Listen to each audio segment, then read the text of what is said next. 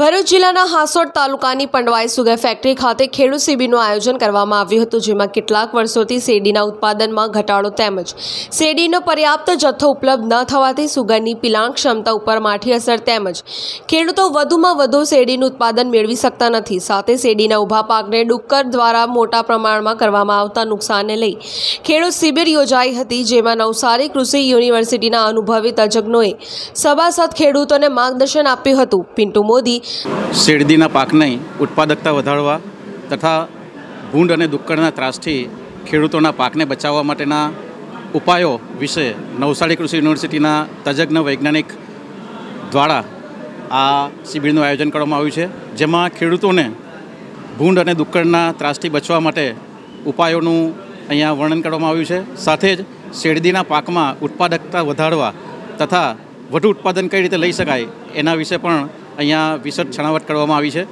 જે ખેડૂત મિત્રોને ખૂબ જ ઉપયોગી સાબિત થઈ રહેશે અને આવા શિબિરોનું સમયાંતરે આયોજન થતું રહે એવી પણ અમારા ખેડૂત મિત્રોની લાગણી છે.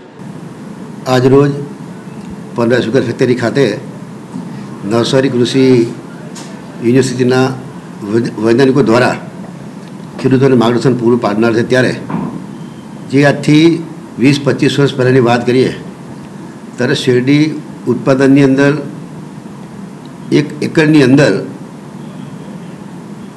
50 ટનની આજુબાજુનું 50-60 ટનનું ઉત્પાદન આવતું હતું, જ્યારે આજે એવરેજ ઉત્પાદન ઘટવાને કારણે દરેક સુગર ફેક્ટરીમાં શેરડીનો પુરવઠો મળતો ઓછો થયો છે. અને એને લઈને જે ફેક્ટરીઓમાં એની જે પિલાણ ક્ષમતા હોય એ પિલાણ ક્ષમતા કરતાં ઓછું પીલવાને કારણે ફેક્ટરી પર માંદી પડતી હોય છે.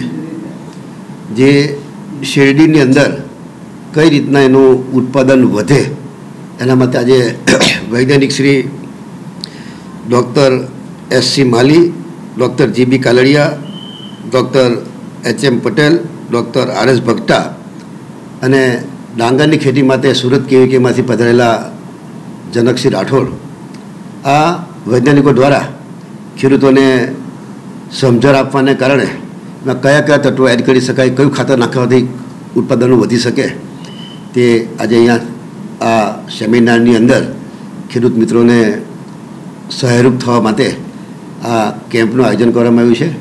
મને લાગે છે કે આ વૈજ્ઞાનિક પદ્ધતિથી ખેતી કરવાના કારણે કૃષિ યુનિવર્સિટીના જે તજજ્ઞો છે, તજજ્ઞો દ્વારા જે પણ કંઈ સલાહ સૂચનો એ સલાહ સૂચન પ્રમાણે બધા જ ખેડૂતશ્રીઓ આપણે એ પ્રમાણે ટ્રીટમેન્ટ કરીએ અને આપણા ખેતરની અંદર જે ઉત્પાદન આવે છે ઉત્પાદનમાં કઈ રીતના વધારો કરી શકાય એ વધારો કરવા માટેનું જ્યારે આજે અહીંયા રાખવામાં હોય ત્યારે ખેડૂત મિત્રોને પણ વિનંતી કરું છું, આપણે બધા જ લોકો આ કૃષિ વૈજ્ઞાનિકની સલાહ સૂચન પ્રમાણે આપણે ટ્રીટમેન્ટ કરીએ અને આપણા ખેતરનું ઉત્પાદન વધારીએ.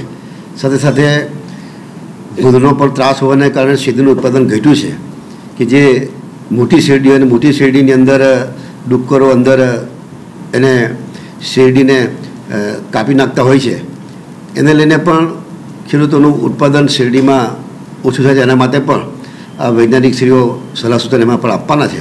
ત્યારે બધા જ લોકો સૌ ખેડૂતોને આજનો આ જે સેમિનાર છે એ બધાને ફળીભૂત થાય એવી શુભેચ્છાઓ પાઠવું છું.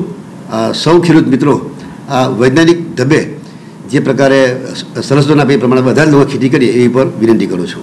જનસાક્ષી ન્યૂઝ, અંકલેશ્વર.